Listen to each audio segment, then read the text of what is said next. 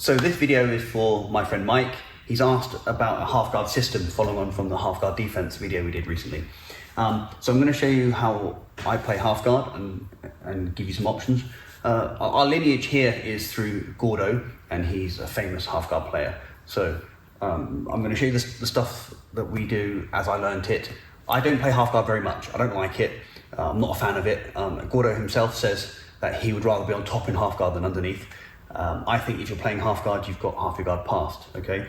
I'm not going to talk about reverse De La Riva or a knee shield or something like that, because that's not the same sort of half guard, okay? That's something else. I'm going to look at how we're dealing with a chest half guard, like we're in a bad position, okay? So you could, if Tom's on top of me, you can use lockdown, okay, and try this stuff, and you can, whip up, whip down, and take people over, and go electric chair and that sort of stuff. I'm not a huge fan of the lockdown. It's got its place, and I'm going to use it partly today, but I think it's relatively easy to strip. If Tom just puts his foot underneath and catches my foot, yeah, he can clear his leg and he's out. And there are other ways to deal with it as well, so it's not my favourite way to play half guard. Okay, but there is a place for it, and that is if Tom has me sealed up here. I need to get an underhook to do anything, okay? As we saw in the previous video, I want an underhook and I want to frame this arm over here. But I can't because I'm stuck, okay? I can't get that in. So especially if his head's forwards and there's no space for me here, I need to make that space.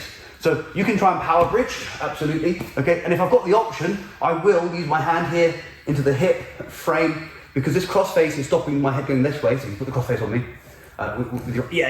My head can't go that way, okay? But it can come this way. So I can block the hip, and if I had the opportunity, I might be able to move my head and free my knee and get my guard back. But realistically, that's going to be difficult. So if a guy's got here, he's probably going to be good and he's going to seal me up. So he's got me sealed up like this. Yeah, and I can't even go. Okay, so I'm going to use the lockdown briefly here, just to take his weight off of me. Here, and the way it's explained to me, and it works really well, is the world's crappiest sit-up. So here, I'm going to do a sit-up. Now if I come back, there's a bit of a gap here to get my frames in. It won't be there forever, so when he's here, I don't want to hang about. I'm going to sit up and come in and get my hand in. Bring this hand in like before, and now I can pummel using my elbow to get the underhook. And I start working onto my side. Here. Okay. Now, if he does nothing, from any half guard that I've ever got, if I've got the underhook, I will always try and take the back. If he doesn't wizard me or anything else, fantastic. We're out, and we're on the back. I'm assuming he's going to try and stop me. He's probably going to wizard me and try and put me flat. Okay, here, yeah, you're going to try and keep me flat and stop me big on my side. And if he's bigger than me and stronger than me, he can probably do that, okay?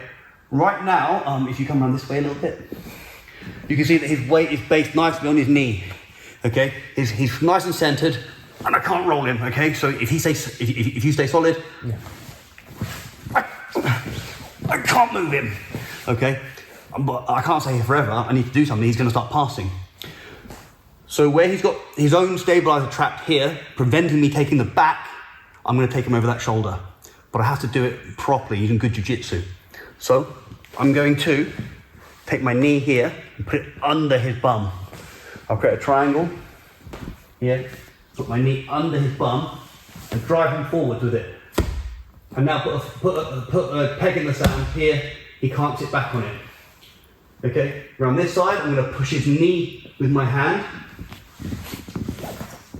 out. So now his hands have to go on the mat. If he was sitting up straight, like he's up here, okay, and you take his hand off the mat, okay, he's going to have to put this hand on the mat. I'm going to push that knee and bump him forwards with this knee and block him.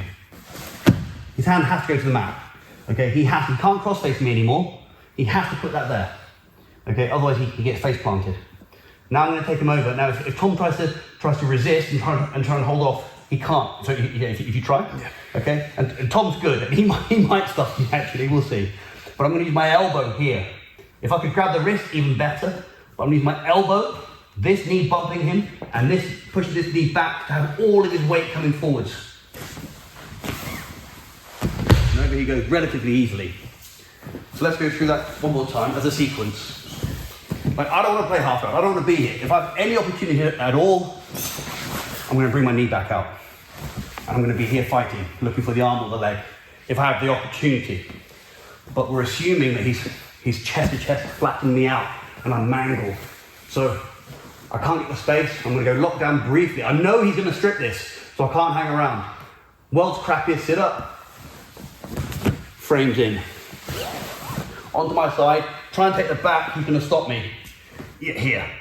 So he's well balanced and based. I need to deal with that. I'm going to bump him forwards here and push this out. Okay, here. I'm going to lift this elbow, and he can try and stop me, but by pushing his knee out and up and lifting here, he can't stop that speed. Now there's loads more stuff that they do. There's coyote sweeps and all this sort of stuff, but I'm going to leave it at that because I think that's a nice, concise, simple system for dealing with the chest-to-chest half guard. Hope that helps.